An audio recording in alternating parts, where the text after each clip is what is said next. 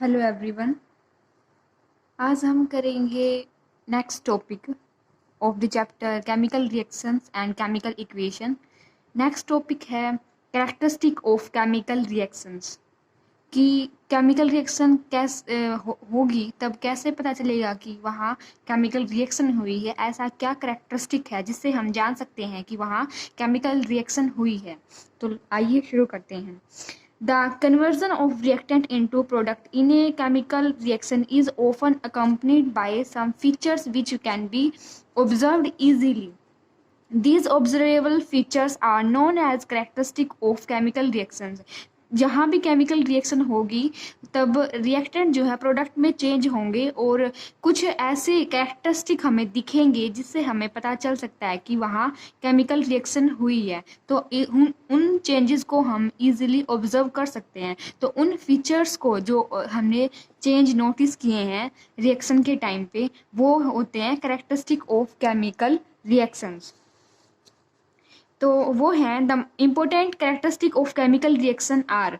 First है evolution of a gas, कोई भी गैस निकल सकती है वहाँ केमिकल रिएक्शन के कारण। सेकंड है फॉर्मेशन ऑफ प्रेसिपिटेट, प्रेसिपिटेट का बनना।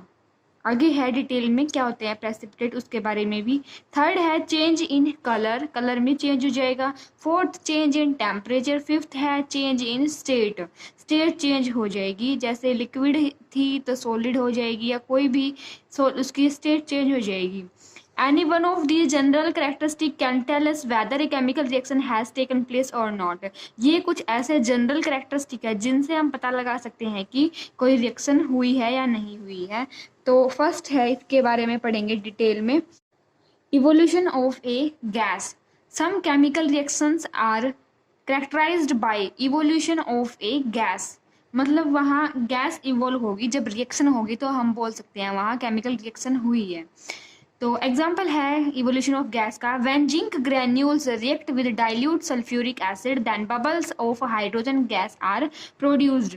सो the chemical reaction between the zinc and the dilute sulphuric acid is characterized by the evolution of hydrogen gas. Example देखिए, एक फ्लास्क में जिंक के ग्रेन्यूल ले लिए, ग्रेन्यूल यानी उसके पार्टिकल्स है, जिंक के पार्टिकल्स किसके अंदर लिए हैं, वो लिए हैं डाइल्यूट सल्फ्यूरिक एसिड के अंदर। डाइल्यूट मीन्स उसके अंदर वाटर है, एसिड के अंदर, वो प्योर एसिड नहीं है। सल्फ्यूरिक एसिड जो है HCl जो है वो प्योर नहीं है, वो डाइल्यूट है, वाटर है उसके अंदर। तो इन दोनों की जब रिएक्शन होगी तो हाइड्रोजन गैस इवोल्व होएगी। वो कैसे पता लगेगा, इसमें से बबल निकलेंगे गैस के, और जो ये गैस इवोल्व होगी ये होगी हाइड्रोजन। और ये रीज़न भी है, जब कोई मेटल एसिड के साथ रिएक्ट करती है तो हाइड्रोजन गैस इवोल्व होती है। ये बात यूनिवर्सल है। तो इसमें एग्जांपल है इवोल्यूशन ऑफ गैस में granule of zinc plus HCl का, जब दोनों रिएक्ट करेंगे तो हाइड्रोजन गैस इवोल्व होगी। तो हमें पता चल जाएगा यहाँ केमिकल रिएक्शन हुई है। सेकंड है फॉर्मेशन ऑफ प्रेसिपिटेट। सबसे पहले प्रेसिपिटेट का मीनिंग देखते हैं। Meaning of the term precipitate इस इसका मीनिंग है ए solid product which separates out from the solution during a chemical reaction. जब कोई केमिकल रिएक्शन होती है तो कुछ रिएक्शन ऐसी होती है जिसमें कुछ सॉलिड सा निकल के बाहर आ जाता है, उसको बोलते हैं प्रेसिपिटेट। इसको PPT से डिनोट करते हैं यूजुअली।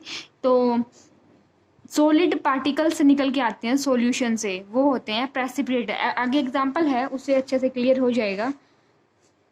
तो एग्जाम्पल है how we can form PPT। A precipitate can be formed by the mixing aqueous solution of reactant when one of the product is insoluble in water. हम precipitate कब बना सकते हैं, जब एक्वस सॉल्यूशन मीन्स वाटर का solution लेना है जिसके अंदर रिएक्टेंट जो है, जो उसके अंदर घोला गया है, वो इनसॉल्युबल होना चाहिए वाटर के अंदर। Second, PPT can also be formed by passing a gas into the aqueous solution of a substance। उसमें से गैस पास कर दी जाए, कोई सॉल्यूशन है एक्वस सॉल्यूशन, उसमें से अगर गैस एयर पास कर दी जाए लाइक CO2 गैस, तो उसमें PPT बन जाएंगे। तो दो तरीके हैं प्रेसिपिटेट बनाने के।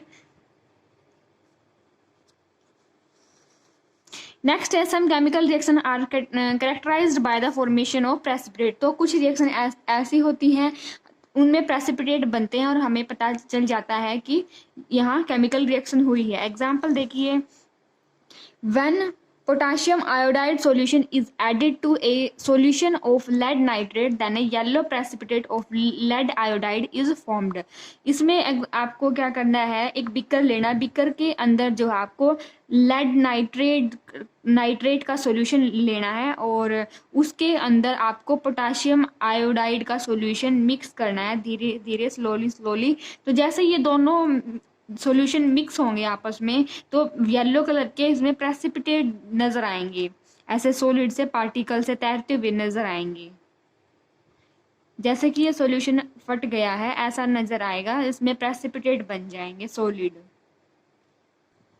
एक और कॉमन एग्जांपल है प्रेसिपिटेट का, जैसे कि हम लस्सी से घी निकालते हैं तो उसमें से धीरे धीरे उसमें से क्या होता है, घी के सॉलिड पार्टिकल्स ऊपर आने लगते हैं, वो उसमें दिखने लगते हैं, तो वो भी उसके पीपीटी हो गए, सॉलिड पार्टिकल जो उसमें से सेपरेट होते हैं। तो ये था फॉर्मेशन ऑफ प्रेसिपिटेट। थर्ड है चेंज इन कलर। जब इसमें क्या होगा, जब रिएक्शन होगी तो उसका कलर चेंज हो जाएगा, तो इससे भी हमें पता चल सकता है कि वहाँ कोई केमिकल रिएक्शन हुई है। तो आइए करते हैं। Some chemical reactions are characterized by a change in color। Example है when citric acid react with potassium permanganate solution then purple color of the potassium permanganate solution disappear becomes colourless. तो इसमें जो रिएक्शन दिखाई गई है वो ये है कि जब सिट्रिक एसिड और जो कि उसमें लेमन में होता है वो रिएक्ट कर जाए पोटाशियम परमैंगनेट से। पोटाशियम परमैंगनेट का फॉर्मूला होता है KMnO4। तब ये दोनों अगर रिएक्ट कर जाएं तो इसका कलर जो KMnO4 का कलर जो होता है वो पर्पल कलर का होता है, लेकिन जब ये सिट्रिक एसिड के साथ रिएक्ट करेगा तो इसका कलर जो है पर्पल कलर वो डिसअपियर हो जाएगा धीरे धीरे। तो कलर में चेंज आ गया, पहले तो वो पर्पल था बाद में वो कलरलेस बन गया। तो ये क्या है, चेंज इन कलर का एग्जाम्पल है।